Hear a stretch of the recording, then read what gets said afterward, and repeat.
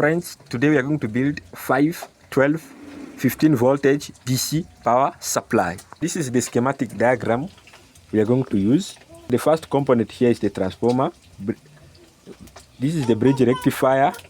The type of filter we're going to use is the pi filter. So we are going to concentrate much on this because this part is the most important part. Guys, the first component here is the transformer. So we have the transformer. So the transformer is plugged to the main AC. Transformer is plugged to the main AC. Then at the output, we'll get here in between any blue and white, you will get your output. So we are first of all going to measure the output of the transformer. Using a multimeter, we are going to measure the output voltage from the transformer. So guys, you can see that the output voltage from our transformer is 15.1 volt. Okay. That is the output from the transformer. Now we can move on to the next step is the bridge rectifier. So a bridge rectifier is made up of 4 components, 4 diodes connected into a bridge. So if you want to understand more about this, check in the description. I have put a link for you. You will go watch that video and you will understand more about bridge rectifier. At the output of bridge rectifier, we get DC power. So at this point here and that point, we'll get the DC power. So we're going to connect the transformer between this point and that point according to the circuit diagram. As you can see the circuit diagram here, this point and that point. So those 2 points are these ones. So you're going to connect the transformer whichever way you will connect it. So this is AC power. Now let's measure the rectified DC because the voltage gotten after the bridge rectifier is a DC power. So the measuring scale was in AC, now we'll bring it to DC. So guys, you can see that the rectified DC, the voltage after the bridge rectifier is 13 volt 0.35 DC. So this is the rectified DC from the bridge rectifier. Now this DC still contain AC components, so we need to build up a filter circuit to get rid of the AC components. So we're going to remove the AC component which is still in that DC. In our case, we are going to use a pi filter according to our circuit diagram. So we're going to use the pi filter. The pi filter is made up of 3 components: capacitor, inductor, and capacitor. The 2 capacitors are connected in parallel, and the inductor is connected in series between the 2 capacitors. So these are the 2 capacitors. Okay, this is the inductor. So this type of capacitor, an electrolytic capacitor, you can see it show the negative and the other side is the positive. So the polarity is matters for this type of capacitor. The longer pin is the positive and the short pin is the negative. Now let's connect our pi filter. Now guys, we have power at this point. Okay, we have power at this point. For us to be able to bring power here so that our circuit diagram looks neat, so we need jumper wire. So this jumper wire takes power from here, the DC rectified from here up to this rail. Okay, and this rail, and the same is done here down. This rail here takes power, so the negative up to this rail. So this will allow us to connect the first capacitor effectively.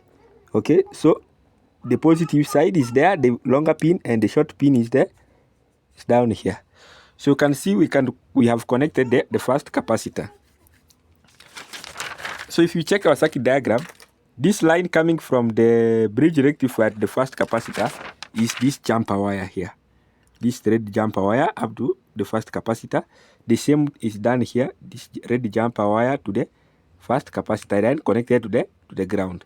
Then the next component is the inductor. So the inductor is connected in series. So if you check out circuit diagram, so it's connected, the first pin of the inductor, it passes through the inductor to the second pin and you get the output. So this is the inductor. So one side is going to be the input, another side is going to be the output. So for us to be able, so this line here, this line and that line is this jumper wire here, red jumper wire and this jumper wire. So we're going to plug our inductor to the circuit So our inductor is connected in series. Then, as the same we did for the first capacitor, we are going to do the same for the second capacitor. So at the output of the inductor, you can see this wire here. The output goes to the second capacitor. Then the output, so remember the polarity matters for electrolytic capacitors.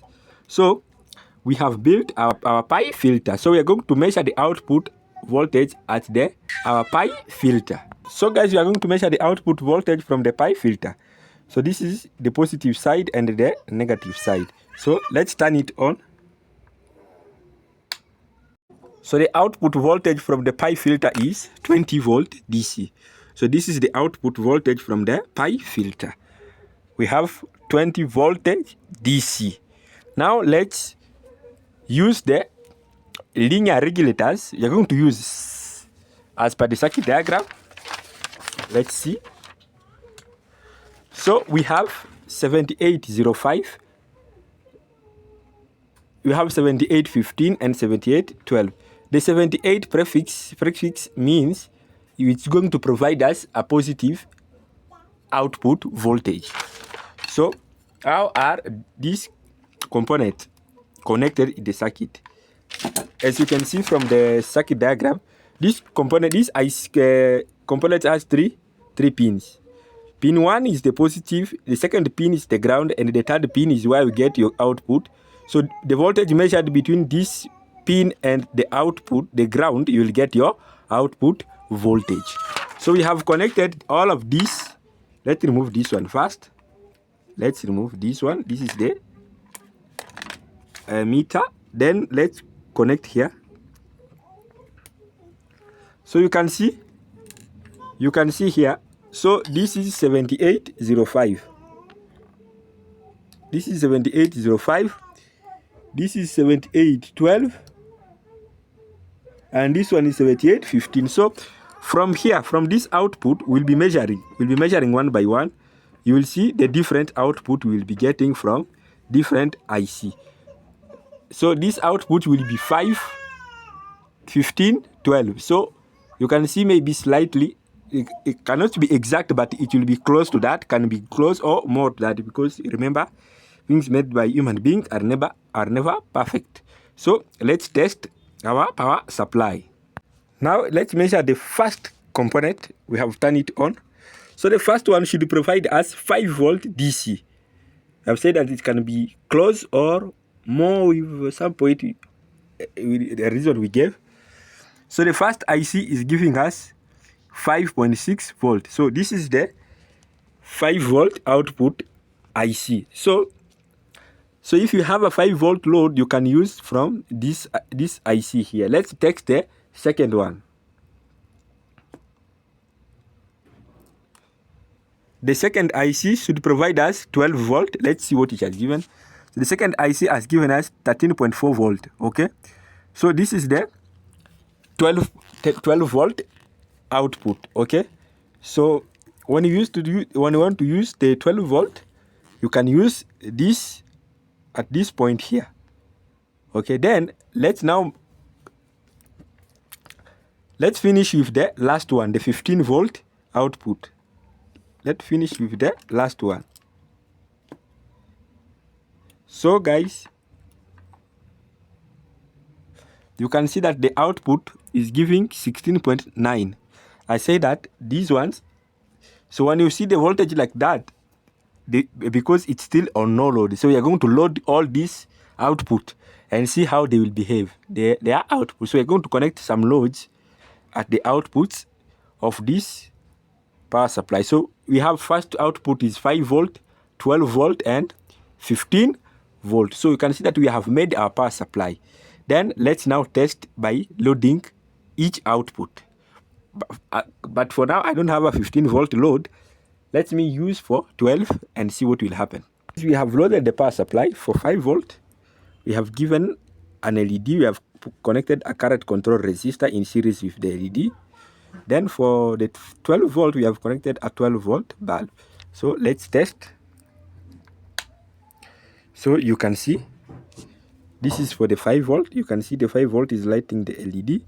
And for the 12 volt is lighting this bulb. So for 15, we can only get the output from the meter. Okay.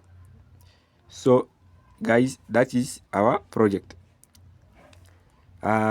What can cause those readings, the meter is not accurate. The meter is the problem, but our experiment is okay. So if you still want to build one, you can follow this circuit diagram. Just see how you can screenshot and build yours. Follow for more to come. So that is what we had to discuss today. Thank you, guys.